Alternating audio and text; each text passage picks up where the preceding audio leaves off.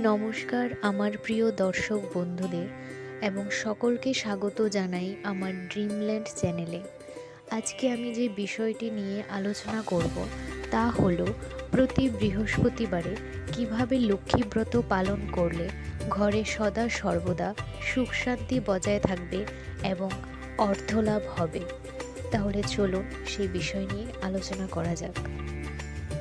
বৃহস্পতিবারে ব্রহ্ম মুহূর্তে ঘুম থেকে উঠে ঈশ্বরের ধ্যান করে তারপর আপনার দৈনিক কার্য শুরু করুন।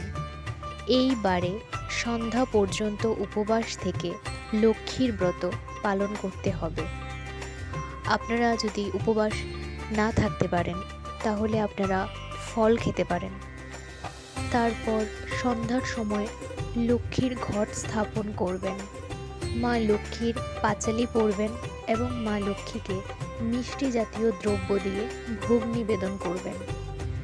অনেকে লক্ষ্মীর ঘট সকালবেলা স্নান করে বসান, লক্ষ্মীর ঘট স্থাপন করেন, তাতে অসুবিধে নেই, কিন্তু মূল যে নিয়ম তা হলো লক্ষ্মীর ঘট সন্ধ্যার সময় স্থাপন করা। আর হ্যাঁ, আরেকটা কথা মনে রাখবেন, লক্ষ্মী পাঁচালি পড়ার সময় হাতে দূর্বা আর লাল ফুল যাতে থাকে, দূর্বা আর লাল ফুল হাতে নিয়ে আপনারা লক্ষ্মীর পাঁচালি পাঠ করবেন। লক্ষ্মী পাঁচালি পাঠ শেষ হওয়ার পর আপনারা উলুধ্বনি দেবেন, শাঁখ বাজাবেন, তারপর মা লক্ষ্মীর ধ্যান করবেন। মা লক্ষ্মীর আসন আপনারা যেখানে পাতবেন সেই জায়গাটাকে পরিষ্কার পরিচ্ছন্ন করে লক্ষ্মী মায়ের সামনে আপনারা আলপনা করবেন, কারণ মা লক্ষ্মীর পরিষ্কার পরিচ্ছন্ন ঘর এবং আলপনা করা ঘর খুবই পছন্দ করেন। মা লক্ষ্মী একটি কথা বলেছেন যে, গুরুজন প্রতি করে নন্ম ব্যবহার, উচ্চহাস্য উচ্চ কথা করি পরিহার। অর্থাৎ গুরুজনের সাথে সদা সর্বদা বিনীতভাবে বিনম্রভাবে কথা বলতে হবে এবং উচ্চ হাসি অর্থাৎ খুব জোরে হাসা বা খুব জোরে কথা বলা তা মা লক্ষ্মী একদমই পছন্দ করেন না। সন্ধ্যার সময় সন্ধ্যা প্রদীপ তুলসী তলায় অবশ্যই দিতে হবে, কারণ তুলসী তলা মা লক্ষ্মীরই আরেকটা রূপ। ঘরের চারিদিক আলোকিত করে দিতে হবে, বিশেষ করে সন্ধ্যার সময় যাতে কোনো ঘর অন্ধকার না থাকে, সব ঘর যাতে আলোকিত থাকে, কারণ অন্ধকার ঘর মা লক্ষ্মী পছন্দ করেন না। মায়েদের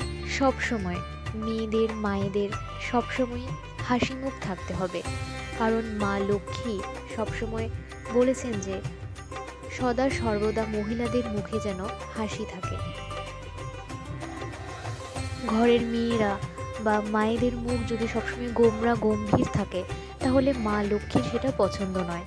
আর আমরা এমনিতেও যে সকল লোকের মুখে সদা সর্বদা হাসি থাকে, আমরা ওই সব লোকেদের প্রতি বেশি আকৃষ্ট হই, ওই সব লোকেদের সাথে আমাদেরও মেলামেশা করতে ইচ্ছে হয়, কিন্তু যারা একটু গম্ভীর ওদের সাথে আমাদেরও মেলামেশা করতে ভালো লাগে না। সেরকম মা লক্ষ্মীও বলেছে যে সদা সর্বদা মুখে যেন হাসি থাকে। মা লক্ষ্মীর আরও নির্দেশ আছে, যেমন প্রভাতে ঘুম থেকে উঠে ঘর ঝাড় দেওয়া, পরিষ্কার করা, ধূপ দীপ দেওয়া, দেবতা অর্চন করা,